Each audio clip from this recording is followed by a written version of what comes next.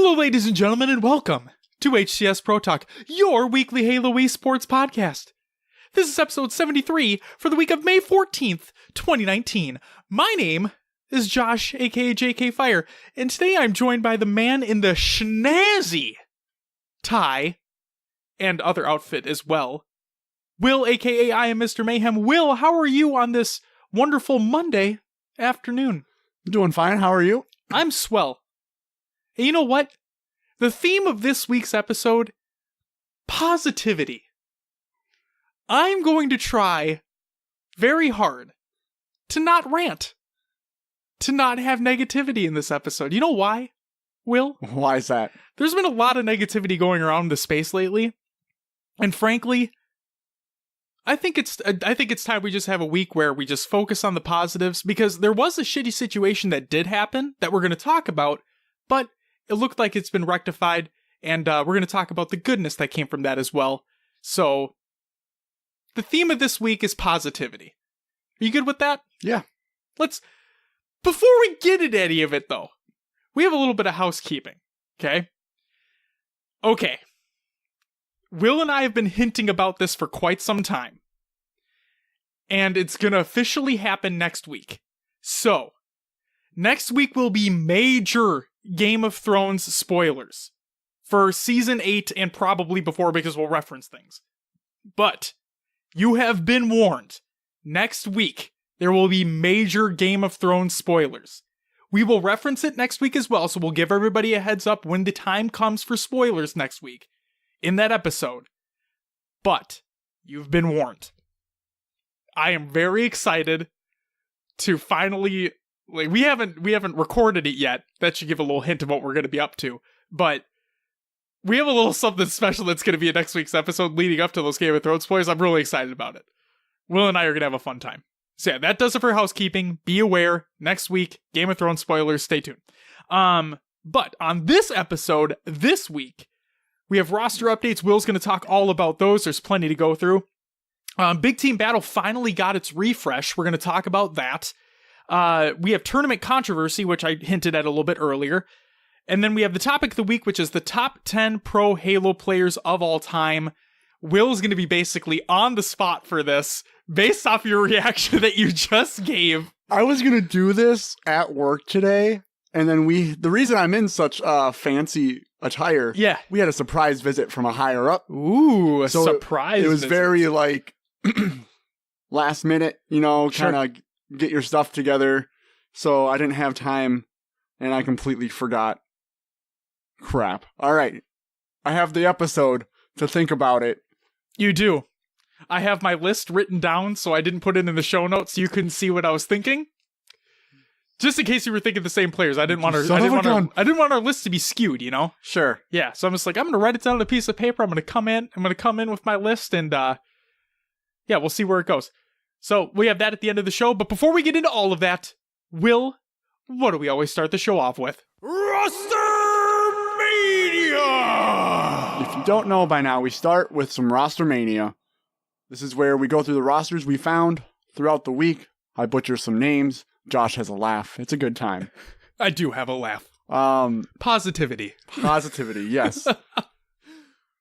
So I usually start with the free agent team list for DreamHack, Dallas, that's coming up here.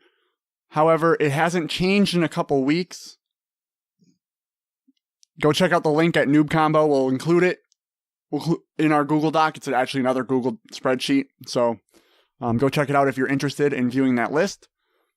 A couple other teams to note here. We found, or Josh, I should say, found Midwest Esports. This includes Savage Cat, Paro? Is it Pharaoh? Pharaoh, very nice. I like it. Judah and Furist. And then we found Sage Esports, Goofy, Ryan Noob, Zerka, and Wenzor.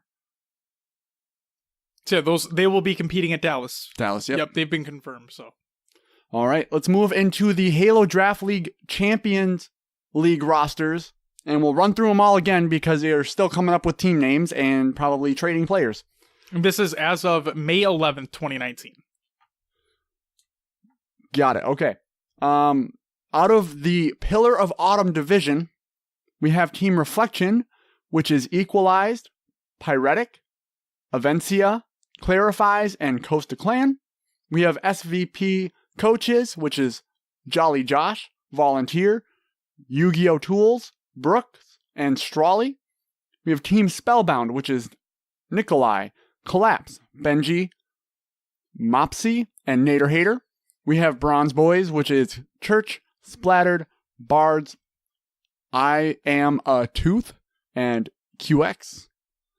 We have Shooketh Squad, which is Palshi, Mrs. Heartbreak, Brisket, and Vulcan. They're missing one right now. Team Velociraptors, Manatee, D-Man, Jesus, Fabe Speed, and Spa. We have Addy Estates, which is Sev, Colex, Laser Me Tort, GNS Pro Shot, and Connard. And then Team Lucent, which is Zoplin, One Hit, Sylvanic, Bunnies, Waddles, and the Strange Owl. Out of the Spirit of Fire Division, we have Team Tall, which is Next Scion, Numbers, Composure, Crew, and Siege. We have Chicken Contendies. Oh, that's a great name. Oh boy. Oh, man. This includes Bud Light Rifle, Pharaoh 2 Clutch, Boca, Hero Walrus, and EU Assault. We have Team Wasted Potential. This is Turtles, Holic, Swish, Psychedelic, and Lesh. We have Team Manipulative Smurfs, which is Crewman, Blaine's, Will Mannon, Defiled, and Zakane. Team FTP includes 2 Sick, Map 2 Clutch, Bastion, Exodus, and Chobo. We have Team Year Bye Week. This includes Barbie Boy, Gold Star BR, Guitar Hero Dude, Condor, and Fear the Beard. Next we have Team Where's Vemsy. This includes Flurry, Vemsy, Financial, Joker, and Why Not.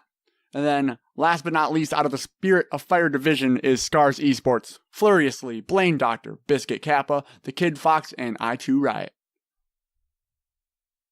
Moving on, still in the Halo Draft League, but now we have the Challenger League teams. This is again as of May 11th. First team is Scarecrow Boat. This is Nathan Bacon, Taze, Tika, Goom, Pride, and Legacy Wolf. We have the Misfits, which is Closer Spore, Prius Lasers, Dane, Haze, Zapper, Anomaly. We have TLC Gaming. This includes Mesmerize It, Blues Coos, Dread Takedown, A Strange Cat, Khan, and Oddfire. We have Team Instinct, which is Nade Strafe, Fireboy, Unditanza, Fluxy, Elite Vortex, and Savior. We also have Platinum's Best. This includes Row Model, The BX Kid, Sweaty Rookie, Joy Slays, Mark Owns Your Face, and Pinecone Forest. Mark doesn't own my face.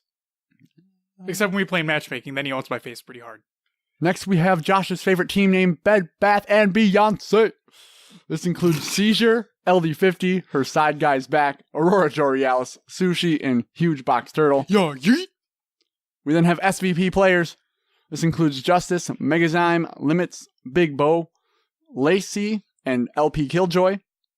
We have Team Reborn, Bobetta Feta, Adamant, Blue House 8, Very December, Nerdsy, and Kogata. We have Team The Flight, Blues Who's, The Abstract Kid, Cryogenic, Kia, Shepard, and Mids Are Tight. And then Snowballin' Turtles includes Nautilus EXG, Kabuzz, Sad Boy Search, Prince Saiyan, Quickshot, and Legend. And moving on to the Halo Draft League free agent list. There's more. But wait, there's more. Again, as of May 11th, so a Classica, Loco HCS, T-Man, Arfa Senpai, Mitch FPS, Venticall, Baumer, Mousy 007, Will-A, Baker, Mr. Snow, Wizard, Button Mash Doug, Night Clerk, Dude for You, Chaotic Kyle, Paladin MI, Sir Munchie, Clip, Pestified, Yarrow Snowcone, Creedy SOB, Plowboy Bebop, Drogon, Plumbus, Ender, Poseidon's BR, Lava, Pseudonomatic, George's Woke, Pwned Trigsy, Ghost, Rewinds, Reaps, GT Reaps. I was trying to start. It's okay. So you got there. Ratton, Holly Swag Rep, Reamseamer, Yuki, Revent, Deadlie, Rubber Ducky, Player, Sean for Japan, Iron Radar, Shayne is Unique, Trip Shots, Shot Aces, It's Aries, Sneaky Doze, Exalt, Striker, Candid, That Muku, Can Patch Me, The Darth Honor, Lance Maverick, and the Saz77. That's all I got for Roster Mania this week. Very nice, Will. Good job on the names this week. Just messed up one. Positivity. You know, just gonna keep with the theme of this week, and that means it's time for COD and Other Games to Watch. What do we got, Will? You know, we actually have nothing. You know what the funny thing is about that? I honest to God thought you were going to make reference to something controversial that's happening right now on Twitter. In which case, once we have more information, we'll talk about it, but I'm not going to even talk about it right now because that's negativity. And we're being positive this week. And that does it for COD and Other Games to Watch. Which means it's time for Will's Adventures Within the Haloverse and Other Games too. Will. Yeah. What do you got? What'd you play this week? Played some Sea of Thieves. Very nice. It's a fun time. I enjoyed it a lot. Good. I'm glad. And then played some Halo 5. You did? I did. What did you play in the Halos of Fives? Ranked Slayer. How did you do in the Halos of Fives? I did okay. I'm still a Plat 5. But, no, it was good. I tried some new aiming techniques just to try to better myself. Very nice. I realized it was helping. I was getting the first shot a lot, but now I just need to work on what's quote-unquote micro adjustments. Where did you see these aiming techniques? YouTube. I don't know. Anybody specifically? No, I was just scrolling through YouTube, watching random videos, and it popped up. They must know I suck at Halo 5. So, yeah. Well, you know what? You should find it. We can include it into community creations. All right, I'll see if I can go back. Yeah. Give me next week. I'm just saying you should try to find it. Okay. Yeah. It was a pretty simple video. People would be like, this is pretty common sense for us high tier players. But that's the thing. It's like we're not high tier players, you know? And everybody can use a refresher. Sure. Yeah. Okay. What about you? What'd you play? I played some Assassin's Creed Odyssey on the PC. Just doing some small stuff when I have some time. You know, don't have a lot of time with the kid and everything. I'm going to talk about this one last, but Final Fantasy XIV, played that for a little bit as well. Still playing it. I'm actually a monthly subscriber now. Like I said, it's the MMO of choice for me, and I'm going to continue playing it time in, time out. I already have Shadowbringers, which is the new expansion that's going to be coming out soon. I have it pre-ordered, which means I have access to the other two expansions. I'm all in. And then I played some Halo 5 as well. Community Playdate that took place. We played some of the BTB refresh that came out. It was a good time. We only lost like 1 or 2 games during the entire thing.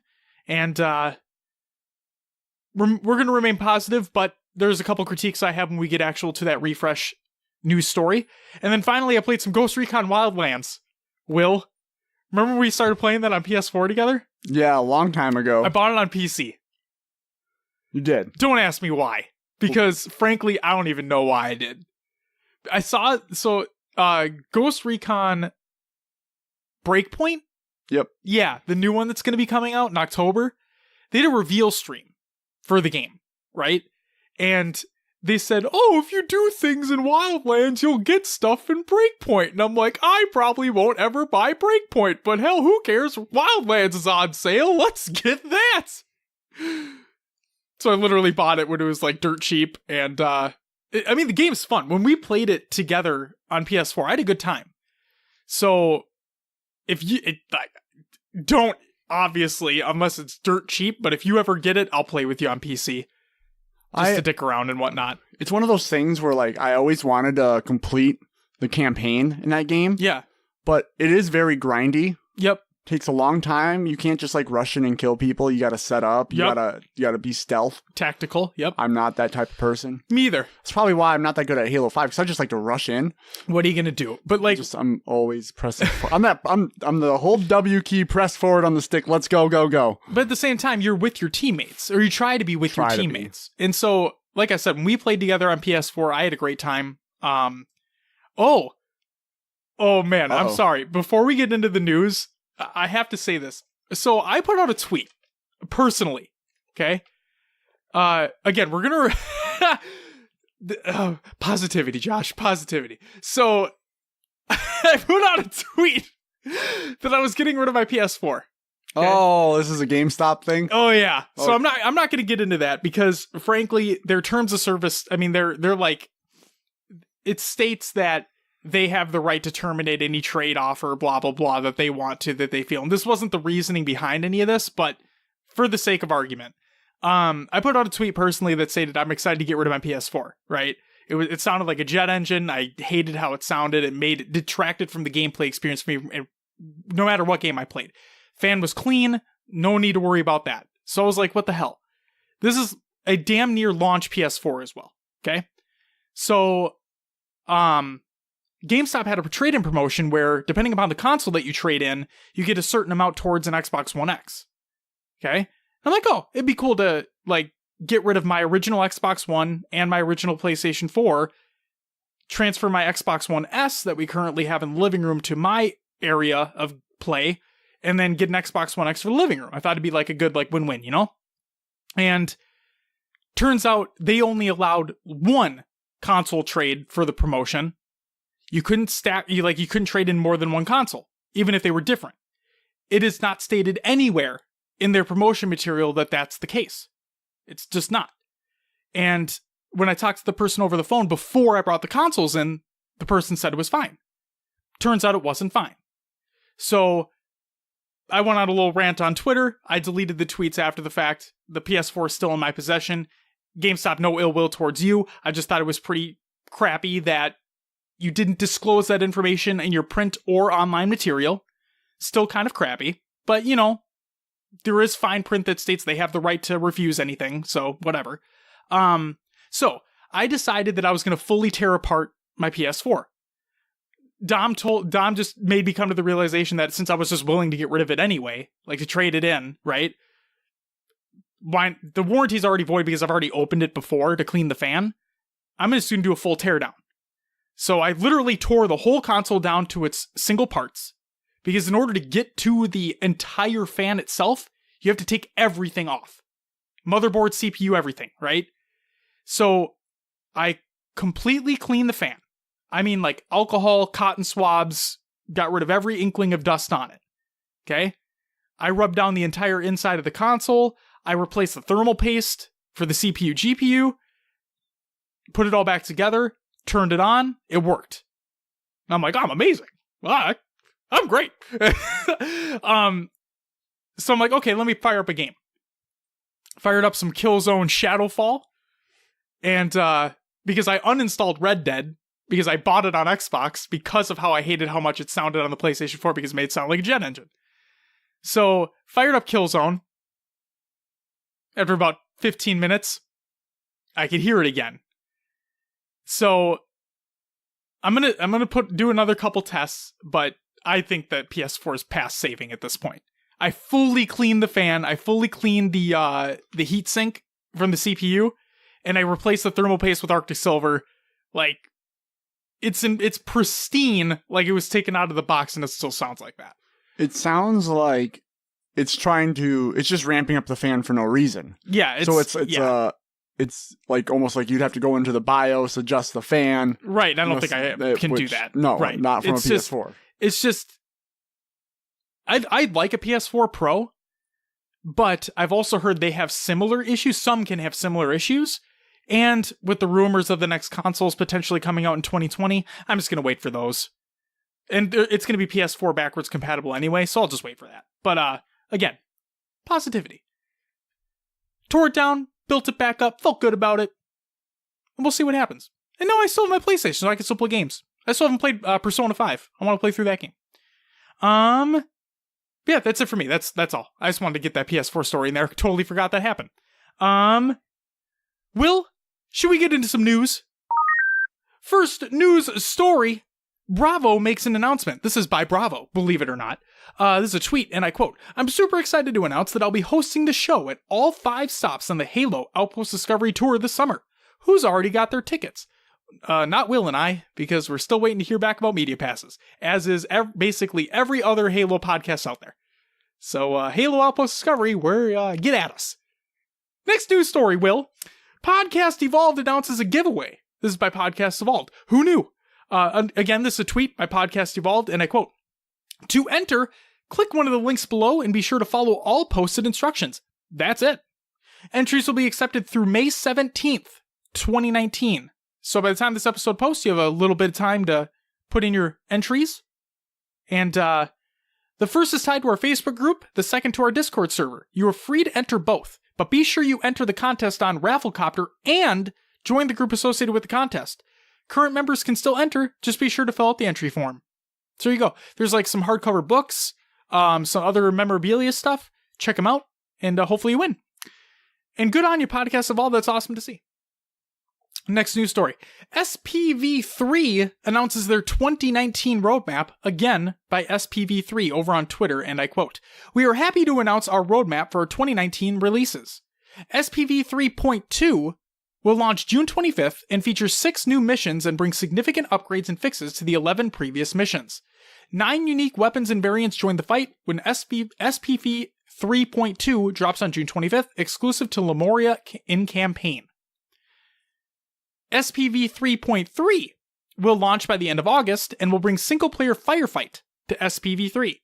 Mostly bug fixes, but possibly other new graphical enhancements with post-processing. We also have a few things we'd like to look at with machine learning upscalers to hopefully improve light map fidelity and reflection cube maps.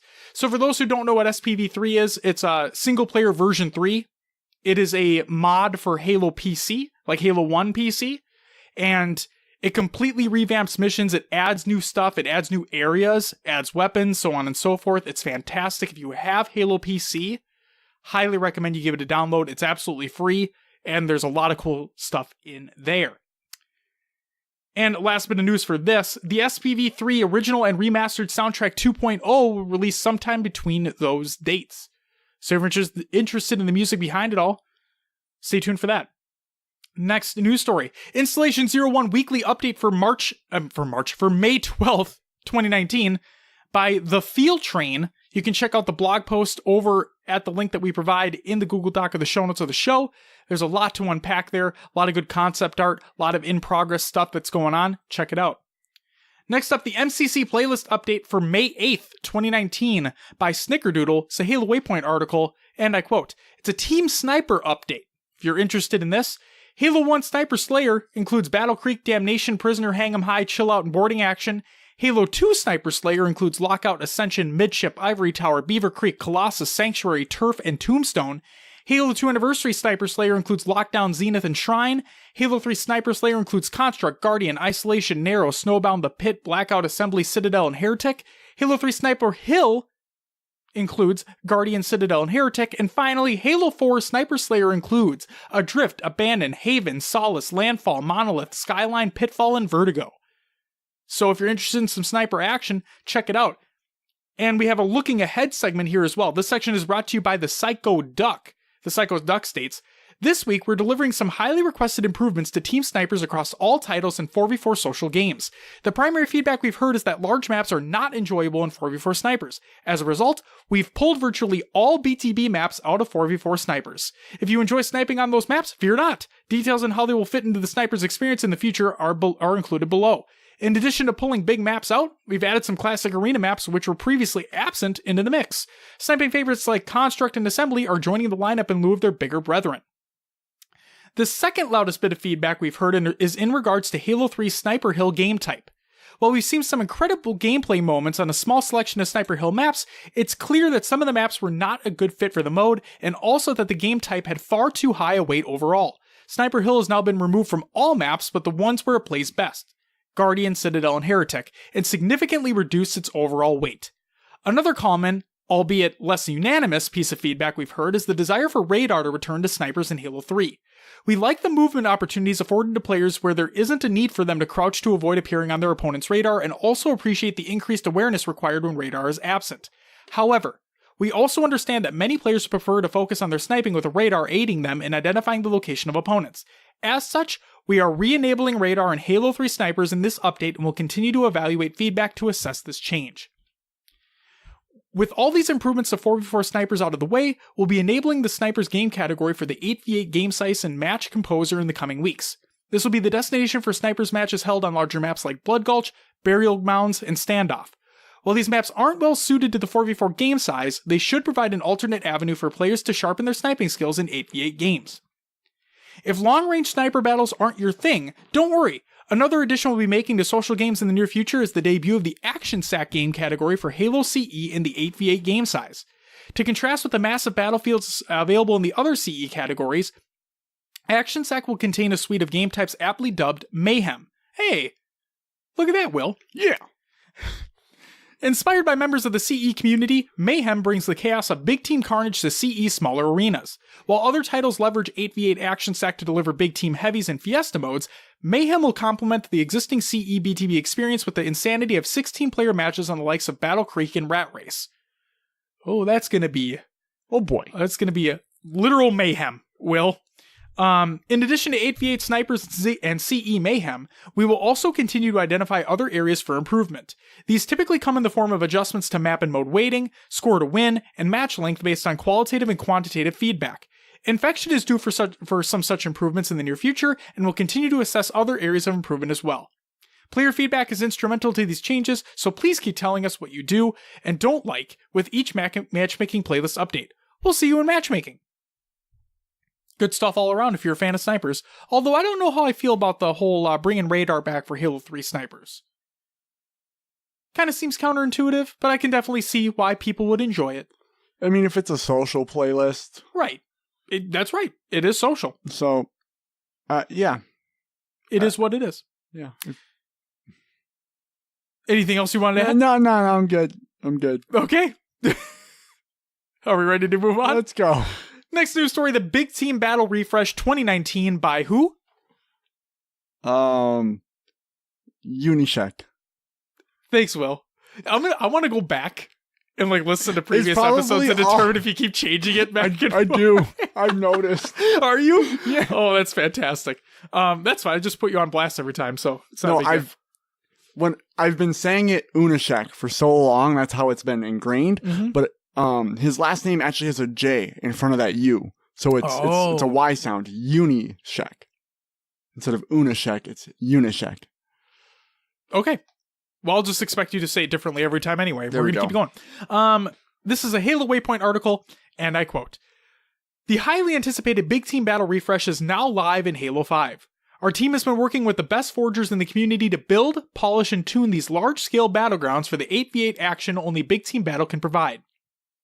We've also coordinated with the top scripters out there to add the fan-favorite round-based mode, One Flag CTF, to the playlist. Keep reading to find out what's been improved with Big Team Battle. Our goals. Oftentimes we'll release playlist refreshes and just touch on the maps or modes without providing too much context behind its inspiration.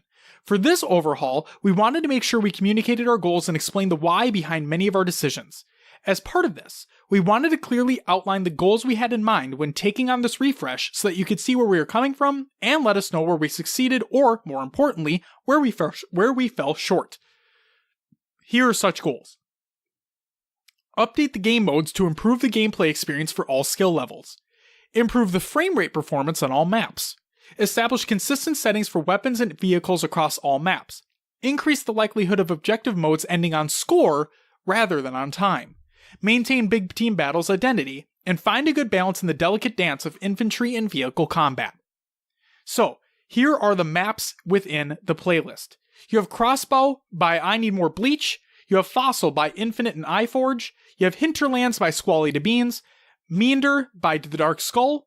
Panic Attack by the Psycho Duck and Mock Nizzle 008.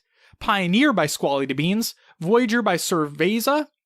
Ancestor by Dark Death and Jurassic Wee Man. That's a phenomenal name. Boulevard by Alex Quitz and Mythic Fritz, refreshed by Randy355. You have Dead Heat by you have Dead Heat, which is Deadlock, by Runnock Yard Run. Okay.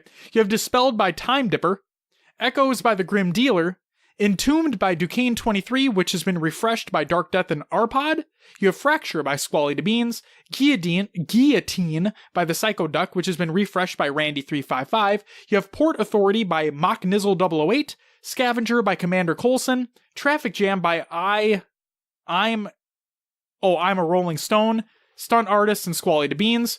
And you have Viking by No God Anywhere, which has been refreshed by Dark Death, Wyvern Zoo, Commander Colson, and Nokyard.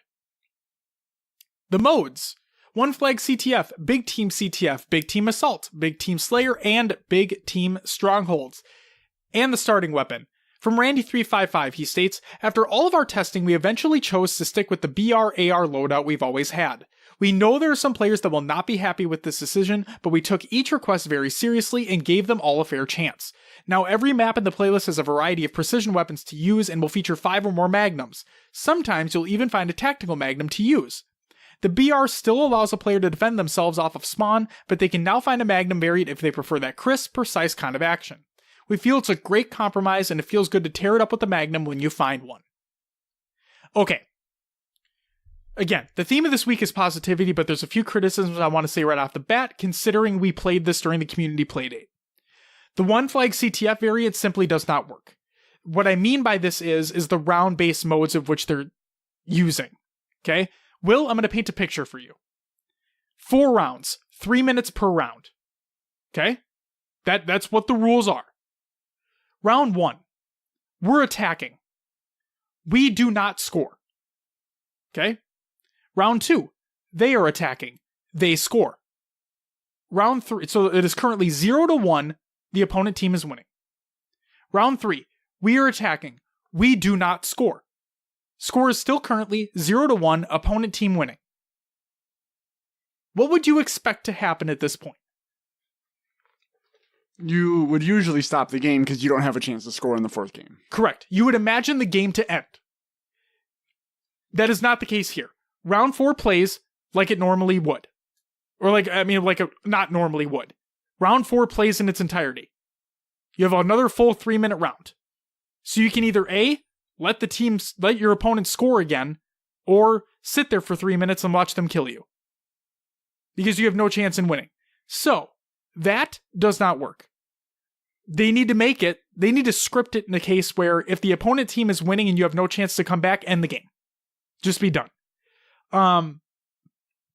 Other than that, I think we have the same issues with Halo 5 geometry where you think that there are locations to clamber, but there's not. Or a actual clamberable location is just not able to be clambered upon. Those are minor issues in some of the maps. And then a personal thing that I would like to see is I would have personally liked to see them remove the old maps that existed and only include the new ones. Because this was a refresh, I was expecting kind of just new content to be able to play with. Because I would say about 3/4 of the matches that we played. Oh, actually, no. That's an over-exaggeration. I would say about half the matches that we played were on maps that currently existed. Yes, they were a little bit updated, but it would have been nice to be able to play just those new maps in general. Again, that is a minor complaint from me. Not a big deal. All the maps played fairly well. I did like the new ones overall. I thought the new ones were pretty good. And yeah, I just think as long as they fix that issue with the One Flag, then they could have a big hit on their hands. And we already know it's coming to ranked in the next season. So hopefully they tune that out before it becomes a ranked thing. That's it for the regular news, Will. It's time for some competitive news. First and foremost, the Halo Australia Queensland LAN recap posted by Lunchy over on HaloAustralia.com. And I quote, Halo Australia Queensland 2019 was the biggest LAN event we have run yet. Many hours went into production and networking so that the LAN ran as smooth as possible and offered a high-quality stream. We couldn't be more happy with how everything ran. There was a lot of positive feedback after the event, and we can't wait to run more grassroots events. Thank you to everyone who supported the event by attending or watching over Twitch. These events are for the community by the community, and it wouldn't be possible without you. The pool results from Pool A and Pool B, along with bracket results and the rebroadcast VODs, are all included in the link in our Google Doc of the show. Check it out. And then just so everybody is aware of what happened, first place went to SKE, second place went to Authority, third went to BBR, fourth went to Australian Rush, fifth and sixth went to Washed and Osprey, seventh and eighth went to BRP and Zeddy & Co., and ninth went to Sworn Oath. Check all of that out in the link. Next up, GT Halo announces their own merch. This is a tweet by GT Halo. Greater Toronto Halo, for those who don't know. We are very excited to also announce the release of the GT Halo jerseys. Big thanks to Acquire who got them set up for us. And might I say, they look mighty fine. Next news story. Europa Halo is looking for a focus group. This is posted by Europa Halo. It's a tweet, and I quote, "Want to help shape the future of Europa Halo without putting the commitment of the full-time team? We need a Europa Halo focus group of trusted community players to get opinions and run ideas by. Think that person is you? Then complete the application." You can check it out in the tweet of the Google Doc of the show notes of the show. And then, Will, are you looking at the news right now? Yeah. Are you caught up right now? Yeah. Would you mind reading the next news story for me? The EU power rankings for Europa Halo? Please do. Okay. Yeah. I guess first is Bashford. He's on Team Mach. He has the most points at 282.5. Next is Looney. Again on Team Mach. He is at 271.5. Legends is on Team Generation Miracle. He's at 270 points. And then 4 through 10 here we have Doodle at 259.5. Sika at 258.5. Squashy at 257. Harby at 252.5, Alpha 5S at 244, Desire at 235.5, and SLG at 235. That's it. Thank you very much, Will, for reading the power rankings for Europa Halo. Yep. Next news story. Mixer announces Mixer matchups. This is a blog post on Mixer.com by Glenn Miller.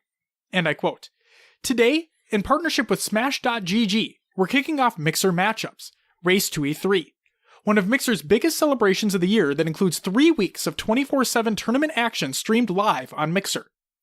Weekly cash prizes, Mixer Embers, and a chance to compete live at E3 2019 are all up for grabs with the tournament. Register now by linking your account to join in on the competitive fun.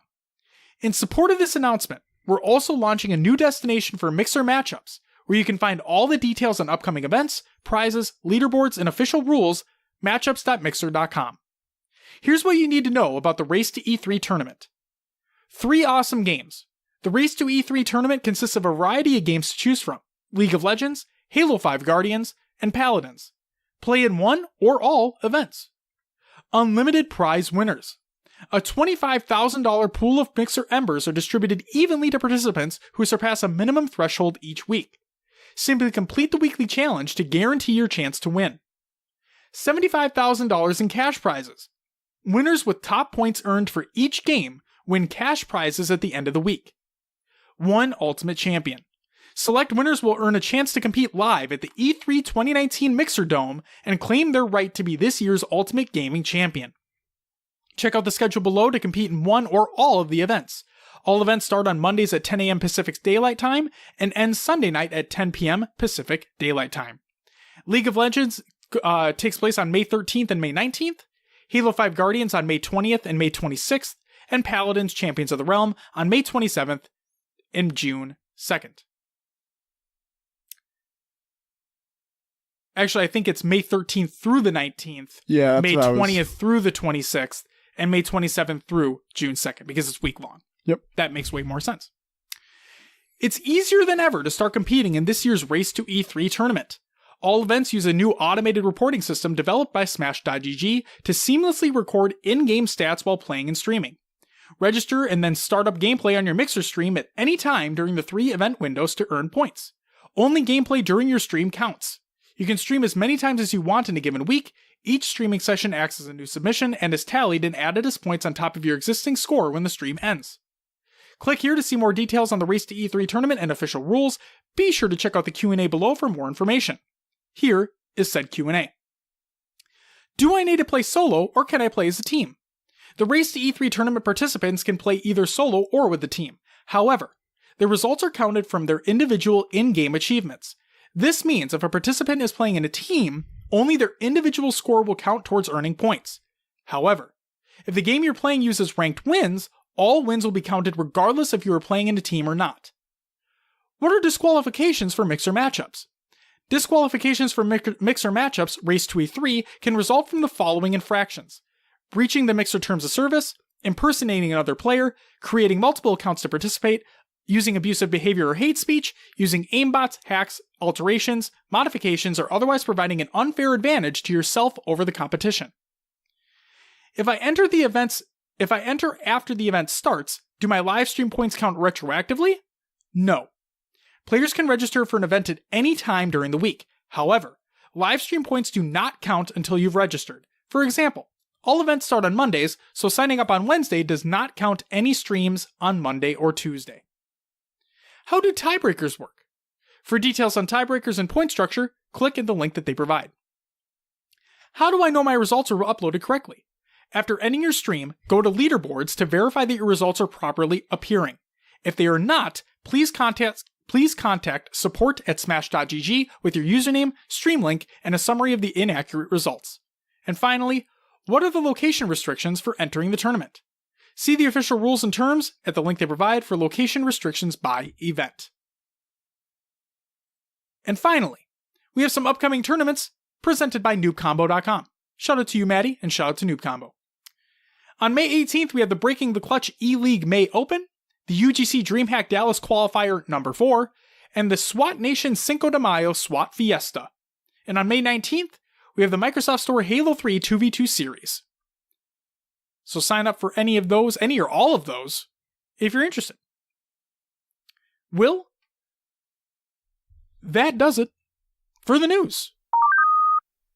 What do we got for some tournaments? All right, so here are some tournaments that happened throughout the week. I guess the first one's not a real tournament, but it is a league. So we have Halo Draft League weekly match results. Let's run through these. We have Velociraptors going up against Shooketh Squad. Velociraptors win via forfeit, and that might have something to do with Shooketh Squad being down one member currently. We have Lucent versus Spellbound, 3-0 to Lucent. We have TLC Gaming versus Bed Bath & Beyonce, 3-2 going to TLC. FTP up against Addy Estates, 3-0 to FTP. YBW versus Hebe. YBW wins by forfeit. We have Bed Bath & Beyonce versus the Misfits, 3-1 to Bed Bath & Beyonce. Manipulative Smurf. Why can't I say manipulative on the first try ever? They went up against Addy Estates, 3-2 to Manipulative Smurfs. Bronze Boys versus Heavy. Bronze Boys win via forfeit. SVP Players up against Reborn, 3-1 to Reborn. FTP versus Tall, 3-0 to FTP. TLC Gaming versus the Misfits, 3-0 to Misfits. Platinum's Best versus Reborn, 3-1 to Platinum's Best. Platinum's Best also went up against Scarecrow Boat, 3-0 to Platinum's Best. Bronze Boys versus Shooketh Squaw, 3-0 to Bronze Boys. Reborn versus The Flight. Reborn wins via forfeit. Then we also had Wasted Potential go up against Velociraptors, 3-0 to Wasted Potential. And Wasted Potential also took on Lucent, 3-0 to Wasted Potential. That's what we got for Halo Draft League results. Next up. Yes. Josh. Yep. Staying positive. Yep. Positivity. It's the theme of this week. Do you want to take this one? All right. So, the SWAT Nation Femme Fatale tournament results, we would read through, but there was actually some controversy in regards to this. So, we'll go over the results once the replay happens. Now, why is there a replay? Let's get into it. Again, theme of this week is positivity. Something happened. It looks like it's being rectified. So, it looks like we're all good now. Let's get into it. First, there's a statement from MLG Queen, in other words, Jen. And Jen states, "My final 2 cents on the situation yesterday. Some of you may have seen me complaining about the SWAT Nation female 2v2 yesterday and how Katie and I got cheated. For anyone who said, get over it, or just be grateful that they even hosted a tourney, then you truly do not understand what happened to us and how mistreated we were. The purpose of this twit longer is to show you why, if you care. Yesterday I was at a LAN center in Boston competing in a Halo 3 tournament, which many of you know is my preferred Halo currently. I have not touched Halo 5 in months, nor have I ever played SWAT, but I was still confident that Katie and I could win, hence why I decided to play in both. In one of the earlier rounds of the SWAT tourney, Katie and I were DQ'd because I didn't join the lobby on time. I believe I was 15 minutes late to the match. This is because I was finishing the finals of the Halo 3 LAN tourney, and we were told by the SWAT Nation refs that they would not wait for me. Shortly thereafter, I won the Halo 3 tourney, went back to playing in the SWAT tourney, and won our next few rounds. Then we came up to Pink Henhurt's team, in what I believe was the losers finals. We've had numerous past experiences with this girl, where she has had her boyfriend, Henhurts, Henshurts, play for her. She failed cam checks in 2 other female tourneys in the past and was DQ'd from both. The SWAT Nation refs did not know this, but I tried my best to explain to them. So before our match, we asked for a mic check. The refs immediately became defensive and said, why now? It's already been done. This was untrue, and we asked for them to please carry on with the mic check. They invited myself, Katie, Pink Henshurts, and her teammate Askai, to a party chat for the mic check. We all spoke except for Askai, who did not even join the party. One of the refs, Meth Bear, told her, that's okay Pink Henshurts, you're good, just go enjoy some SWAT. And then we proceeded to play the tournament. The refs were essentially fine with her not performing the mic check. We won game 1 and lost games 2 and 3 in a best of 5. We then stopped again and said something is seriously wrong. Askai was a plat and silver in every playlist, yet she was moving around the map like Shotzi and spring jumping multiple times even during battles. No one is trying to say that is impossible for a girl, but if you compare her rank and the clips on her account to the level of gameplay yesterday, it was strikingly obvious that it was not her playing. At least 10 other females in the Twitch chat agreed, as well as many male players. That, along with the already failed mic check and the history of them cheating in previous tournaments, was enough to be suspicious. Although we had every reason to be upset, the refs constantly became defensive, with one in particular telling me I was insecure with my femininity for cam checking them, and that I was making myself look trashy. Yes, he actually said that to me. After 1 hour and 30 minutes of Pink Henshurts and Askai making excuses as to why they couldn't cam check, we finally get them in a Skype call, but they refused to speak. They had their phones in their lap pretending like they couldn't hear us. When obviously Queen, who was running the cam checks, asked them to prop up their phones so we could see their monitor in game, their excuse was, we don't have anything to prop it up with.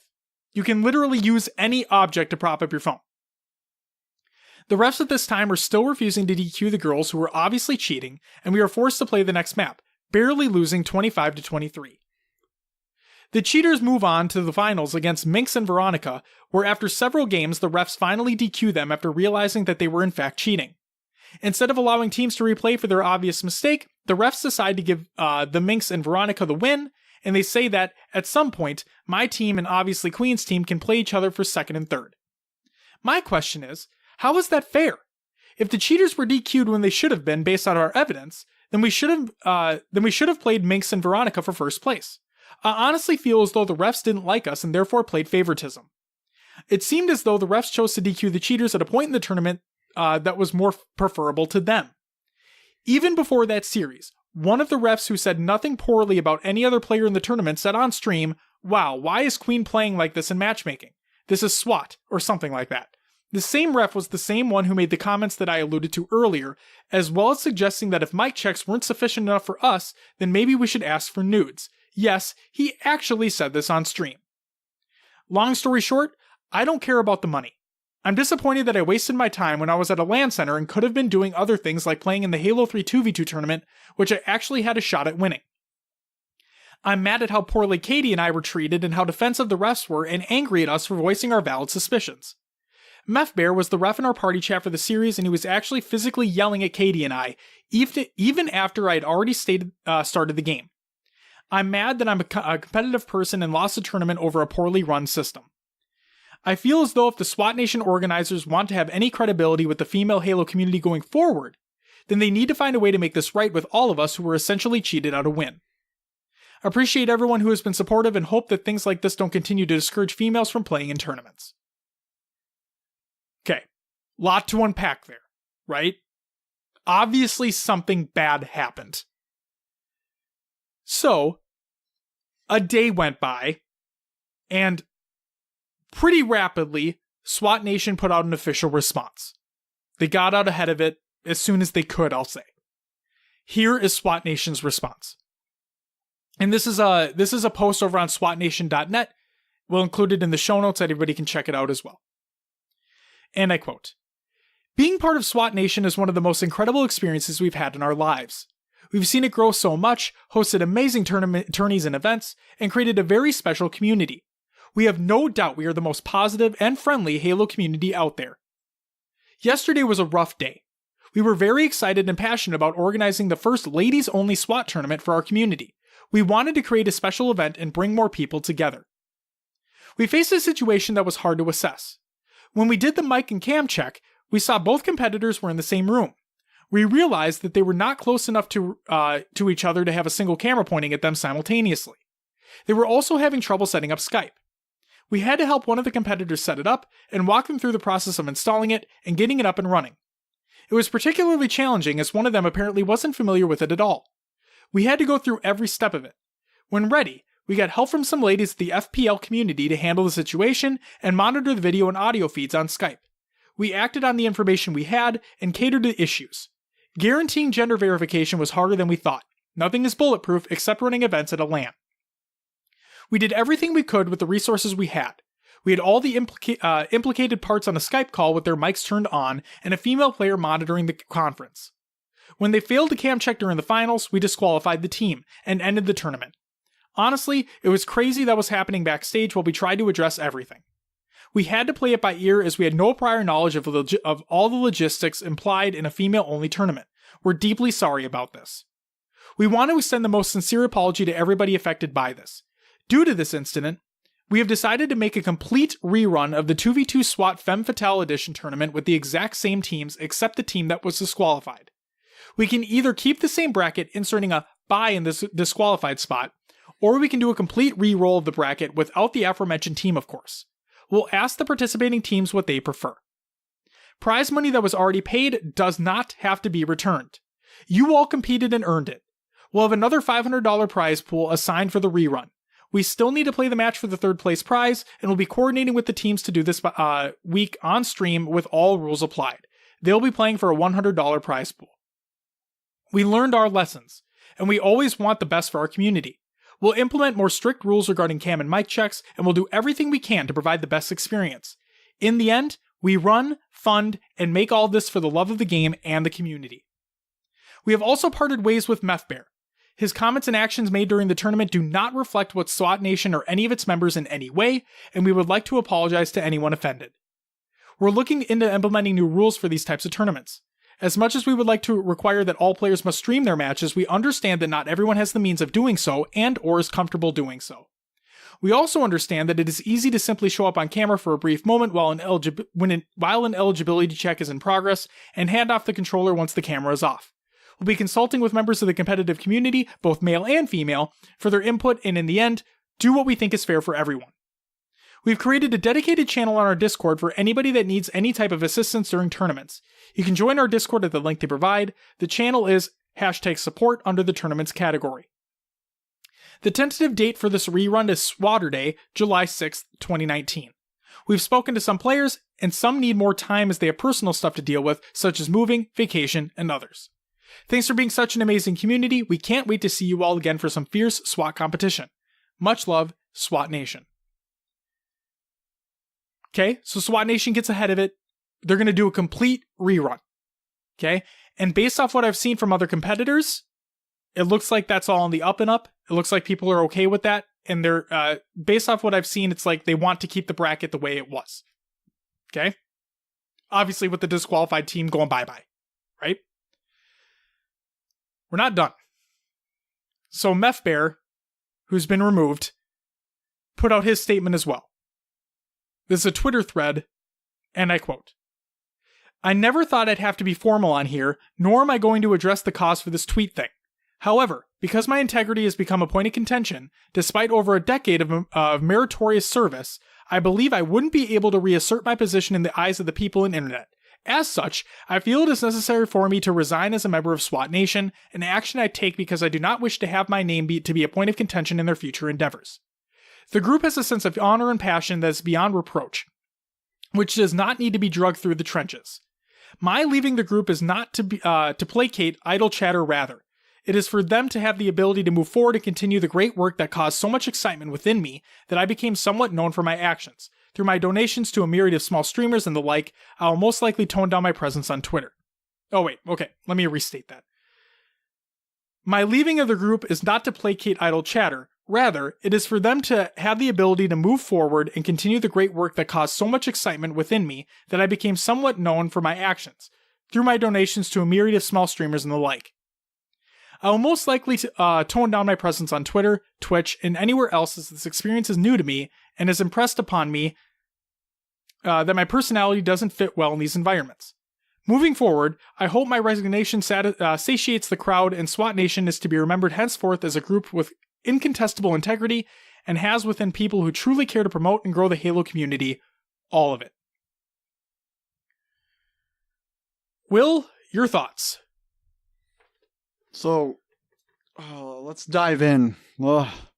Positivity, right? Okay. There's yes. So the theme of this episode is positivity, but there is stuff that needs to be talked about here. Go ahead. So the tweet longer by Queen. Yes, by Queen, by Jen. Yep.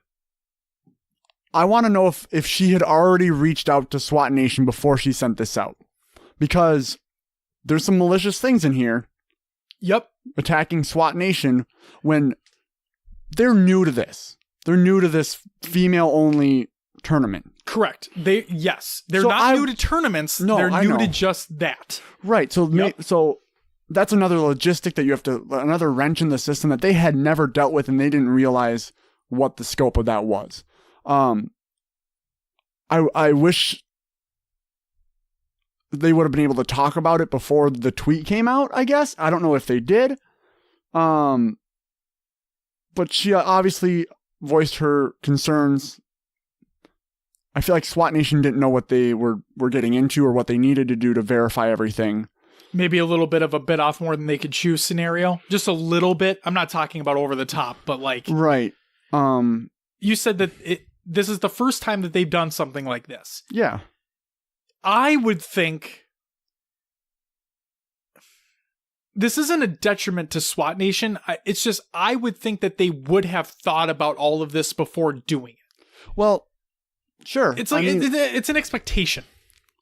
Sure. Well, they did do a cam and mic check. Yes. To start, I mean, would you expect if we were running our 1v1, if we got all of our competitors on cam and mic, would we expect them to stay through the full tournament? Right, but even so, they said they did mic and cam checks. In what Jen was saying is they did it like during their series as well, and they didn't get into the Skype call, or like they weren't talking. One person wasn't talking, yeah. Right, and they didn't disqualify them at that point. Yeah, they only disqualified them in the finals, so they did know about it beforehand. They didn't act upon it until the finals. And that was where one of Jen's points of like irritation came from. Yeah, they could have been in the finals instead. Right. They could have been, yeah. Well, they should have been, realistically speaking. That team should have been disqualified beforehand. Right. Again, SWAT Nation doesn't completely know how to handle it's the first time you run into any sort of problem in life. You got to work through it a little bit. You just don't know what to do right off the bat for every problem. Right. And based off their statement, it's like we've learned from our mistake. They know that they made a mistake, and they're rectifying it by doing another tournament with the same prize pool. Yeah, exactly. With the same full prize pool. Yep. Yeah. Which is crazy. Yep. Like out of their own pockets. So out of their own pockets, which is great. They're they're owning it. They're Yes. owning the mistake, and they're redoing it, which is great. And that's the big thing too, is that you're right. They are owning their mistake. They're not brushing it off to the wayside. They came out with their statement, very professionally written, and you're right. They owned it. That's one of my biggest things, is that if you do something wrong, at least have the integrity to own it and learn from it and improve upon it and do better the next time. And they're doing exactly that.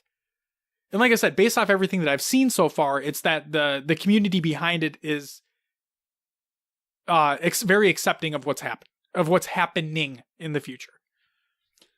Next point, I wanted to just hit on Meth Bear. He was very, I mean, I guess I wasn't there.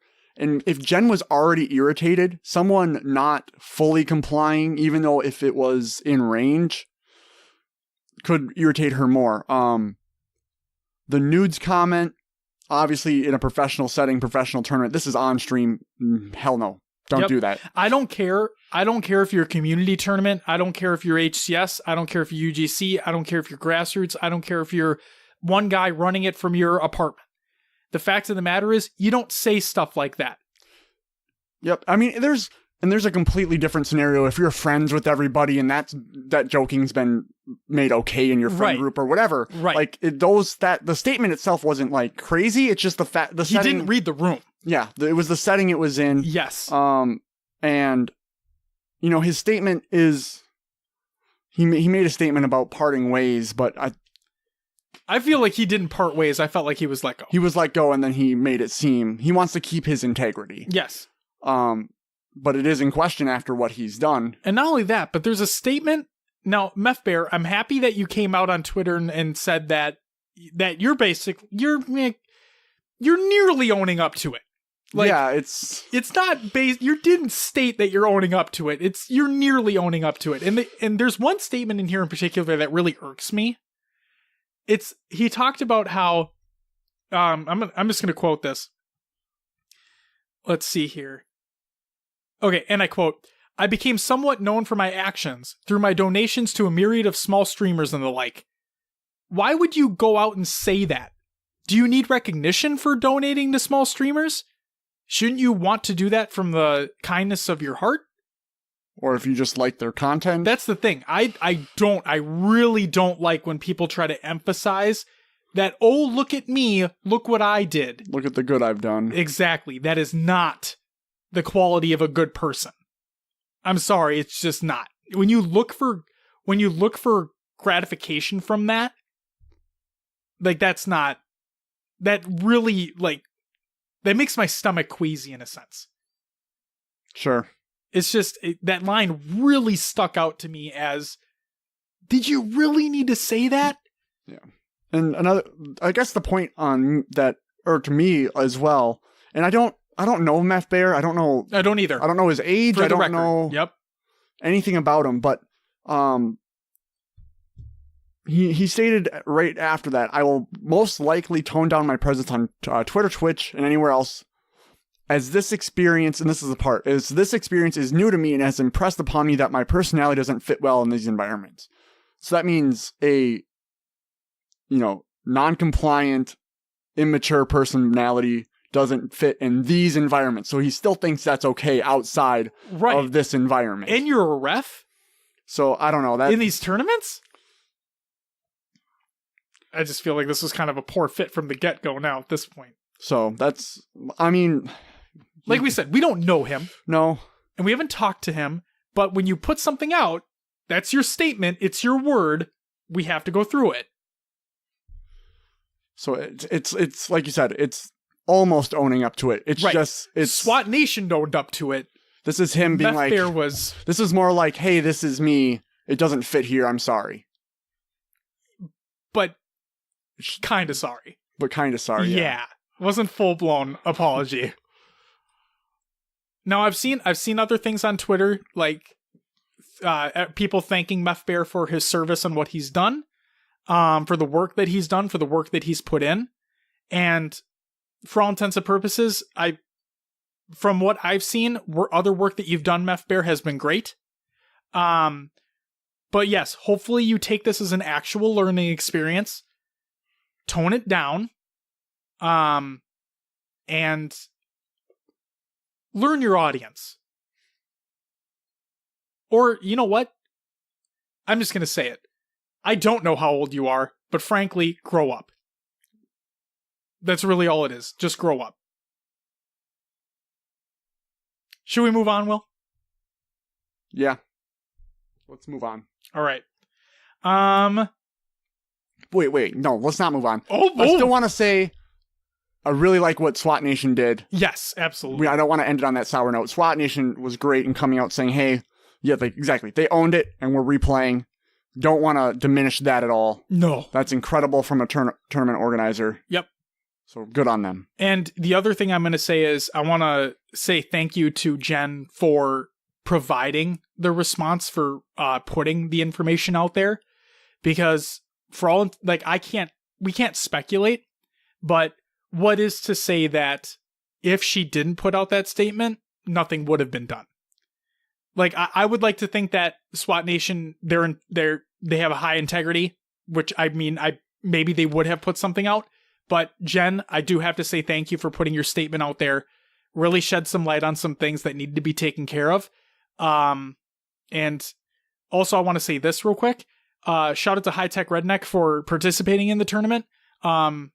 We think you're great. And the last thing I want to say is, like, from HCS Pro Talk's point of view, we're sorry for anything that had been said, because nobody deserves to be talked to in that regard like that. And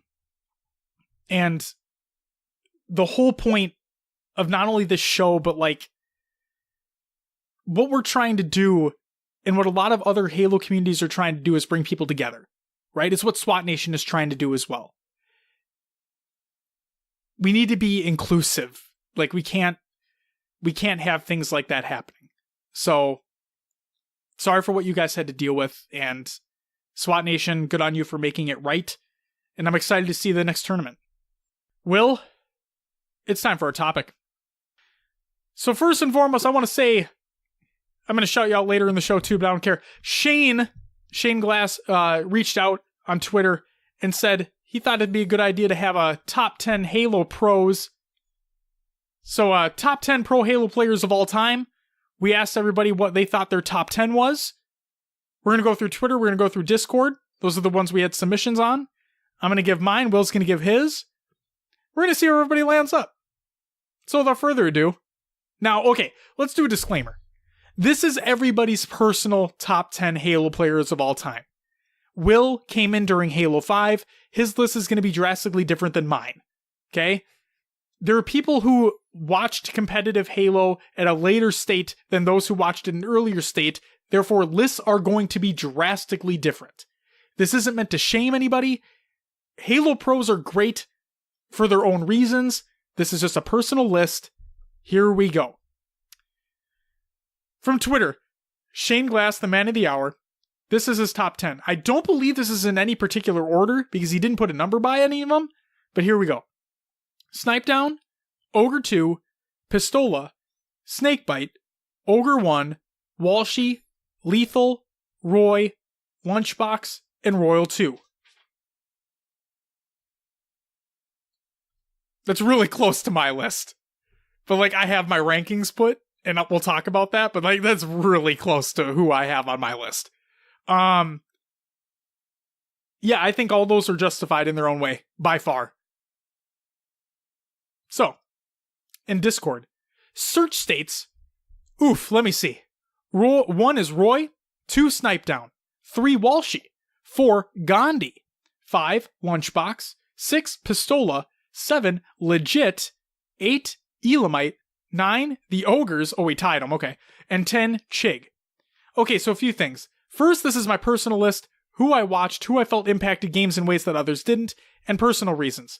For example, Chig Overshield taught me how to spawn trap on Onslaught, so I had to throw him in there just because of how awesome of a dude he is and how he pushed me in my competitive career. Roy was my idol, his VR being so dominant, I strived to make my playstyle coming up as he did. So many to pick from over so many games, these were the most influential pros to me personally. Search, let me just say this, I'm surprised anybody included legit on their list. For anybody who doesn't know, my favorite competitive Halo team of all time was the straight rippin' roster, which consisted of T-Squared, Snipe Down, Elamite Warrior, and Legit. Elamite Warrior being my favorite support player of all time, and Legit was fantastic as well. That roster was dominant, and they won a national championship as well. But yeah, wow, I'm surprised anybody included Legit on that list. That's fantastic. And then I'm surprised Gandhi was included. Chig, that's fantastic as well. Great list. Next up was High Tech Redneck, and I quote, "My personal list is more of who I've enjoyed watching more than it is about accomplishments or who's the best. But here it goes. In no particular order. T-Squared, Snipe Down, Roy, Elamite, Snakebite, Pistola, Ogre 2, Lunchbox, Lethal, and Ninja." First time seeing Ninja on the list. Elamite coming up again. Love to see it. T-Squared making an appearance as well. All around great list. Next up is Heavy Rainfall. And I quote, 1. Heavy Rainfall. 2. Heavy Rainfall. 3. Heavy Rainfall. 4. Heavy Rainfall. 5. Heavy Rainfall. 6. Heavy Rainfall. 7. Heavy Rainfall. 8. Heavy Rainfall. 9. Heavy Rainfall. And 10 is a tie because it was too hard a choice between these two guys. Heavy Rainfall and Heavy Rainfall. I have a feeling he knows who he wants in his top 10. Snipe states 1. Ogre 2. 2. Walshy. 3. Pistola. 4. Snipe Down. 5. Snakebite. 6. T-Squared. 7. Eco. 8. Frosty. 9. Shotsy. And 10. Boo Boo Doo Boo. Boo Doo Boo. And I quote, "I know I'm going to get a lot of shit for this, but I really only got into competitive during Halo 5. There you go. There you go, Will. You have another instance of somebody who only tuned in during Halo 5. I mean, he's still got, Walshy and T-Squared on there. Right, but we'll talk about why a lot of the same players are appearing. We'll talk about that soon. But yes, a couple of those people I would include, and we'll talk about soon. Great list, though. And don't feel bad about that. That's fantastic. I'm not going to give you shit for it. Next up, Brian Makes Games, making an appearance in the topic. MK11, great game. Shout out to Brian. Number 1, Walshy. Number 2, Ogre 2. 3 is Lethal. 4, Royal 2. 5, Roy. 6, Lunchbox. 7, Snipe Down. 8, Snakebite. 9, Shotsy. And 10, Pistola. And I quote, "This is basically a list comprised of Final Boss, Tox, Instinct, EG, and Splice. Honorable mentions to Mickwin, Hines, Ogre 1, Strongside, and T-Squared." So, Walshy being number 1, that's something. Now, then again, Snipe had Walshy as number 2. Great list all around, though. Another Shotsy, though, in the top 10. Voodoo states, "I guess mine will be a strange one also. 1. Ogre 2. 2. Snipe Down. 3. Walshy. 4. Ogre 1. 5. Pistola. 6. T-Squared. 7. Roy. 8. Lethal. 9th. LBX. And 10th. Zyos. With Saiyan and Killer N sitting just outside. Karma would also get a shout because he is a legend in FFA, but I feel like since this is a 4v4 focused poll, he's out also. Ogre 2 is the greatest bar none. Snipe Down, except that Rut in Halo 5 has been purely dominant across all Halos. Walshy is one of the greatest strategists. Ogre 1 was an MVP for a reason. Nobody will ever forget that 41-0 or whatever it was on Lockout. Pistola is the wizard, considers himself the top 3 player and the top Halo 3 player, and he is definitely in that discussion. T-Squared is another great strategist in that area of Halo 3 between him and SK, but T2 would get it after good results in Halo 2 and Halo Reach as well. The twins are amazing players, with Roy being considered the best shot of all time, and Lunchbox being the greatest support. Lethal, although he came later and has been dominant in Halo 4, Halo 2 Anniversary, and Halo 5, he is currently one of the top active players in the Halo consistency-wise.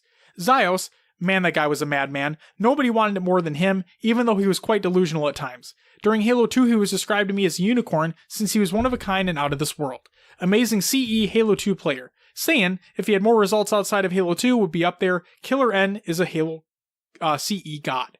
But I really wanted to put Karma in there because, like Lunchbox, is forgotten at times because he was more of a support player. However, nobody would beat him in FFAs. I mean, who goes a full year winning all the free-for-alls?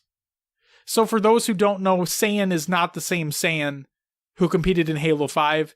This is a Saiyan that competed a very long time ago. Different player entirely. Just a heads up. And finally, Silo states, I hate to rip off Clutch, but he made the following top 8 once, and I haven't gotten over it since. In no particular order, Ogre 2, Roy, Lunchbox, Royal 2, Snakebite, Snipedown, Lethal, and Pistola. All 8 of those players won at least one major non-ability Halo event and one major ability Halo event. All 8 of them were considered the best in the game at one time or another. If you have those 8, the last 2 could be filled in as you see fit. Do you want people who help define the game? You can add people like Walshy, Ogre 1, Zio, Saiyan, etc. Do you want players who are known as absolutely dominant as an individual? You could add people like Karma or Legend. What if you want to continue the train of thought that led to our original 8? You could add people like Mikwin. I think he was arguably the best in Halo 2 Anniversary. And somebody else who doesn't come to mind. Will, what's your top 10? Okay, so I've been sitting here and I came up with the top 9. I'm Okay. missing one. But this is... Do you have your number 1 though? Like, did you go from... Or are you missing your number 1? I think, so the first 2 I have listed are really close. So do you want... Go from like the bottom to the, like, go from 10 to 1. Or go from 9 to 1. 9 to 1, okay. Yep. So, disclaimer, I'm a Halo 5 guy. That's fine. This is exactly why I loved this topic. I think my bottom here is going to be a surprise. Because this guy, to me, he played a big part on this team when I first started watching Halo. My number 9 is Hook. I feel like he was very good. He was very good. He should have stayed around. I wish he would have stayed around because he could have made a big difference in this scene and brought a lot of eyes to the scene. I mean, he is great in Halo. I mean, he is great in Call of Duty. Right. He was part of that Envy squad. Yep. Still, he was one of the remaining members of. He was the only remaining member of that Envy squad. Next up, I have Boo Boo Doo Boo. I have Eco, Snakebite, Shotzi, Pistola, Royal 2, Lethal, and Snipedown. So Snipedown's your number 1. Well, that's what I'm saying. I was like going back and forth between Lethal and Snipedown. Of course, the rivalry. They're both so good. They are. And honestly, Snipedown has had a bit of a slump during Halo 5. I don't know what it is. There's times where he's absolutely on fire. There's times where he's dipping a little bit. So that's my list. Those are really the players that I enjoy watching. I can respect it completely. I think that's a great list. Honestly, like you picked, considering you came in Halo 5 and you've seen what some of these players were able to do on on Halo 3 as well. It's like you got a little taste of that too. And yeah, I think it's a great list. Yeah, for me, I didn't choose based on Halo 3 though, just because I've seen 2 tournaments of Halo 3. Sure. Of like really high-end competitive gameplay. And it was hard for me to judge off of that, knowing the expansive history. Okay. What do you got? What's your list? Okay. This is my definitive top 10 Halo players. Well, I'm just kidding. My number 10 is T-Squared. Because you gotta keep it fragging like a pro. It was basically I'm not kidding when I say this, like 9 and 10 were basically like, I just need to put people on here. Nostalgia. Yeah, realistically. Like T-Squared was on that on my favorite Halo roster of all time, that straight ripping squad. And he had his fragging like a pro videos. Of course I have to include him. My number 10 is Jimbo, Halo 5. Great player. Great, yeah. Best player in EU. Number 9 is Walshy. Dave, one of the nicest people I've ever met. And he is, he's a Halo 2 god. So, what are you going to do? He's number 9. Sorry, Walshy. Sorry you're not higher. Number 8 is Lethal. I may not enjoy his sarcasm all the time, but you can't deny how good of a player he is. how many tournaments he's won, how many high placings he's had. And he may like to shit on his own skill sometimes, but he has to know that he's one of the best players in the game. And he surrounds himself with fantastic teammates as well. I think that Tox roster, which was Optic, which was CLG, one of the best rosters in all of competitive gaming, I'll say. Just unstoppable force. So Lethal, number 8. Lunchbox and Roy, 7 and 6. So Roy edging out over Lunch because of his shot. He is considered to have the best shot in Halo. I don't think that's the case now, but at the time it definitely was, and I can't knock that at all. There's a reason why they call him Roy Borg, because he was a cyborg. He couldn't miss. And when he had you in his crosshairs, you were dead. So, again, and Lunchbox, he's a fantastic player. He's an amazing support player as well. Elamite is not on my list, even though he is my favorite support player. I think Lunch is better. So, there's that. 5, Snakebite. And 4, Royal 2. I think Royal 2 is a better player than Snakebite. I think about it this way, right? Phenomenal. They teamed together for a very long time. Okay? Even previous to Halo 5, if I'm not mistaken. I think they teamed together in Reach. They're a phenomenal team. Like, they're phenomenal teammates to have with one another. Okay? I think Royal 2 is just a better player than Snakebite, but they're both phenomenal. And when Royal 2 came back to that Tox roster, he had one of the better performances in that tournament. Just a heads up. Number 3, Pistola. He's the wizard. One of the nicest human beings alive. And I'm taking all things into consideration here. He was part of the Instant God Squad. He came in Halo 3. He was a monster. Like, this, what was a kid, was unbelievable in the scene when he came on. And he only got better. And he's still an unbelievable player to this day. I can't wait to see what he does in Infinite. Number 2, Snipedown. Snipedown has been consistently one of the best players in any single Halo that he's played, in every Halo that he's played. He is consistently in the top, 1-2 teams. I mean, yes, Halo 5 was a little bit of a rut, but, realistically, he came back stronger than ever. And now that it's Halo 3 again, he's phenomenal. And he's still unbelievably talented.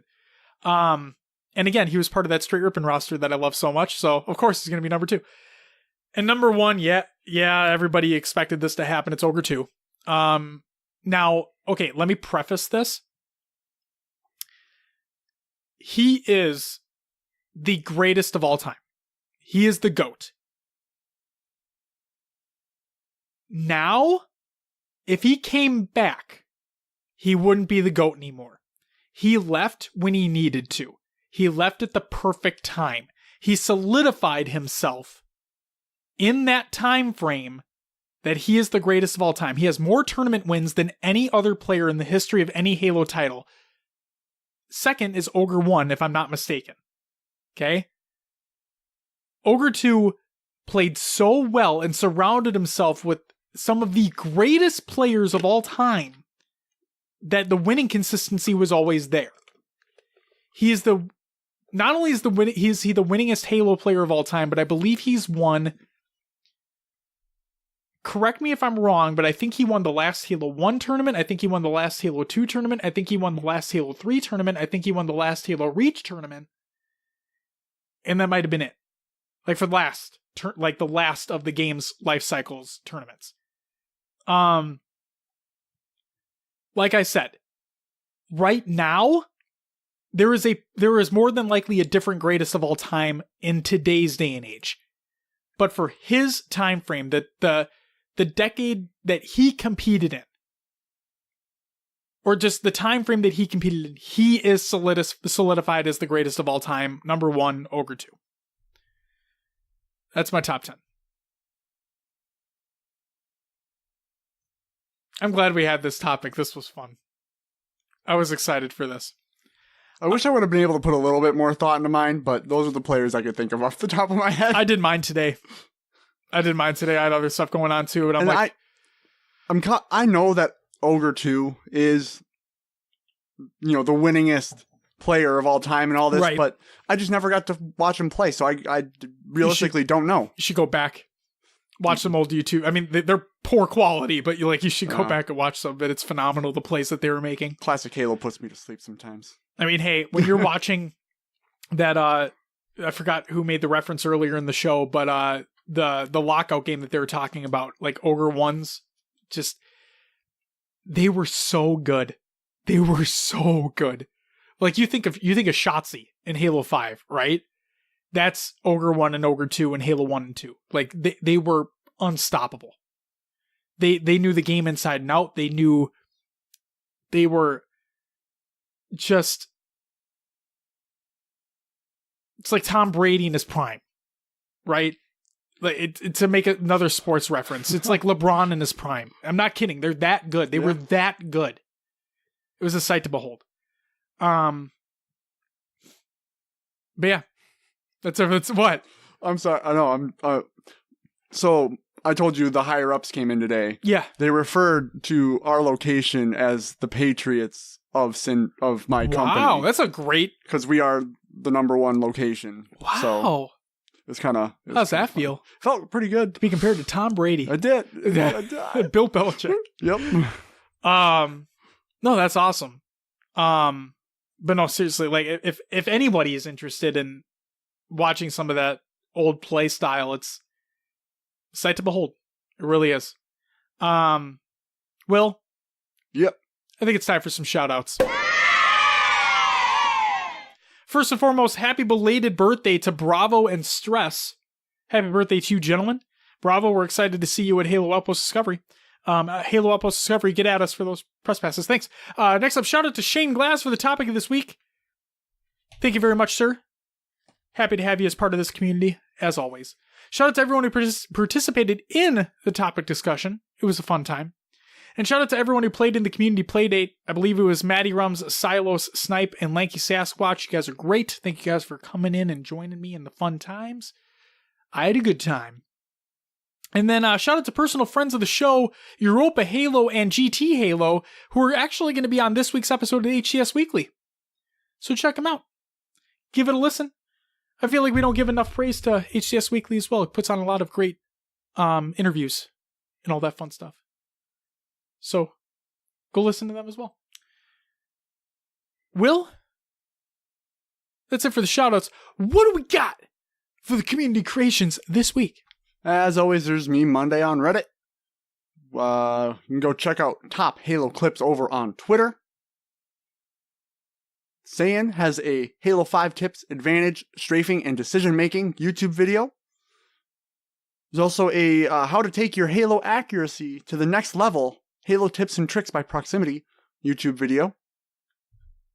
Also, how pros use the flick shot for consistent accuracy, Halo 5 by Paradise Halo over on YouTube. We have clips of the week number 1 by High Tech Redneck, and Halo podcast number 2 by the EU Dilemma featuring Jimbo, Respectful, and Flux by Tommy Cost over on YouTube. So many names, so many YouTube videos. That's it. Hey, Will. Yeah.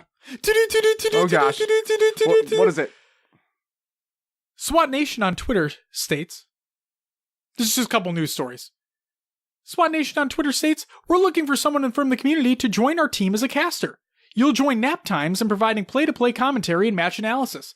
If interested, send us a YouTube video of you casting a replay to info@swatnation.net. Applications close on May 26th, 2019. So there you go. If you're interested in becoming a caster, check that out. But we're not done. Duststorm, friend of the show, shout out to Podtacular, listen to them as well, it's a great show, states on Twitter, hey community cartographers, I'm looking to help organize a forging demonstration panel for Halo Outpost Discovery. Who's going where and who's interested? Send Duststorm a tweet if you're interested in joining a potential panel there. We'd love to see it. It'd be a great time. That's all I got for like the breaking news Okay. There you go. Will, you excited to talk about Game of Thrones next week? Yes and no. I'm stoked. I think you're going to hate it. Like this next episode? Yeah. Really? I think you Because are. of how kind of upset I was at this episode? Yeah. I definitely feel it was rushed. Like, I really do feel like it was rushed, as a lot of other people believe as well. And the funny thing is that I'm like starting to read the books because I'm like genuinely interested. There's so much more detail in the book. I know. So much. Like, we're going to talk about it next week, but a character in particular is completely different than the books portray this character. You mean in the show? Oh, like the show is completely different than the book. Yes. Well, yeah, it's a show. But that's the thing is, like, if this character was portrayed as the book portrays this character, like, this character could have been so much better than what they portray it as. So, again, we'll talk about it next week. We'll go into more detail then. And again, spoilers, beware. We'll say it at the beginning of next week's episode as well. We'll let you know when the spoilers are coming, and you can skip ahead if you want to, but it's there. You have to do me one favor, though. Yes. When we talk about the episodes, don't reference the books at all because they are two completely different things. I can't reference the books because I literally started the first chapter of the first book. Okay. So I have nothing to reference. I've heard, like, I've seen what people have said about this last episode. Mm-hmm. And again, a character in particular, the book is completely different.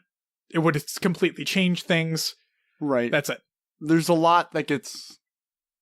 And the books aren't even done yet. So Right. that's a whole other thing to talk about. There's a lot that gets formed for a TV show Right. specifically, what they can do in their boundaries and what... Yes. I mean, yeah. I do feel like I said, I feel as though this season and potentially last season is a little bit rushed. We'll talk about it next week. But yeah, that's what I'll say right now. That's it.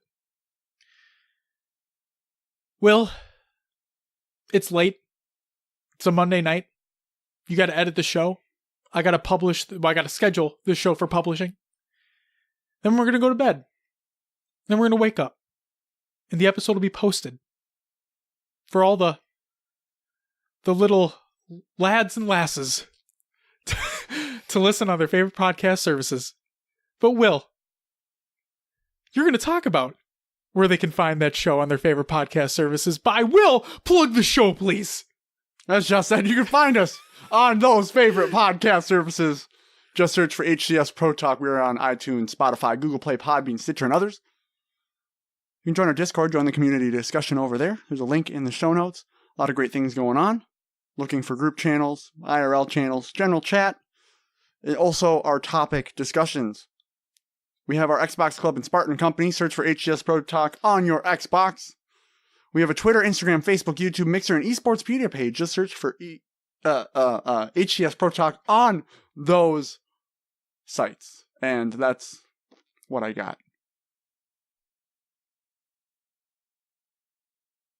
Very nice, Will. Thank you for plugging the show. Don't you want to ask me? Josh, what's on the next episode? Another topic, Will. Really? Yes, really. But guess what? We're going to give like a preview of what's to come in the next few weeks.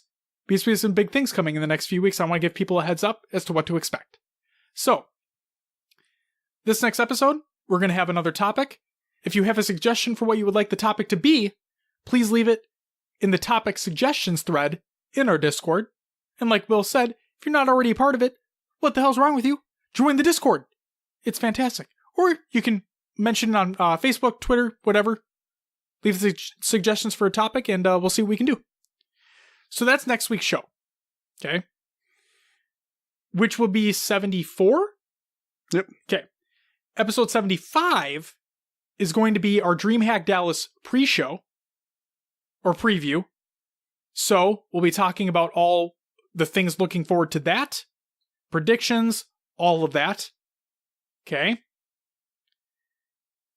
Then episode 76, right? Sure. Yeah, 74 is the topic. 75 is DreamHack Dallas preview. 76, if I am not mistaken, is not only going to be our DreamHack Dallas post show, but it's also going to be a topic episode, Will. It's a big one. Because guess what's that weekend after? The Microsoft E3 press conference. Which means there's going to be Halo Infinite there. We're going to have much to talk about. So we may do, like, it's probably going to be an E3 speculation Halo Infinite wishlist type episode as well. So it's going to be a big one. Stay tuned for that. Do you have the date and time readily available for the Microsoft press conference? I do. Okay. I do. It is Sunday, June 9th, from 3 to 5 p.m. Central Time. That is when it is. So yeah, that gives everybody a little preview of what is going to come on the next coming weeks of HCS Pro Talk. We hope you guys are excited for that. We are very excited for that. Finally excited to get some more Infinite news. Theme of the week, positivity. You know what it is. And ladies and gentlemen, that is going to do it for episode 73 of HCS Pro Talk. We want to thank you very much for listening. We appreciate every single one of you. Yes, even the haters. Yes, even GameStop, which screwed me over with the trade deal, but that's neither here nor there. We'll catch you next week where we're going to have another topic. But until then,